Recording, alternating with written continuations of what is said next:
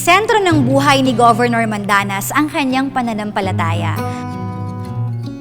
At ang Monte Maria ang simbolo ng kanyang pagiging Kristiyano. Isa ng sikat na landmark ang Monte Maria International Pilgrimage and Conference Center na binibisita ng libu-libong tao kada linggo. Ito rin ang pinakamataas na imahe ni Virgin Mary sa buong mundo. Ito ay may taas na 322 feet at may 420 steps mula sa baba hanggang sa korona ng Birhen. Mula itong itayo taong 2013 at natapos noong 2021 na sumakto pa sa selebrasyon ng ika-500 taon ng Kristyanismo sa Pilipinas.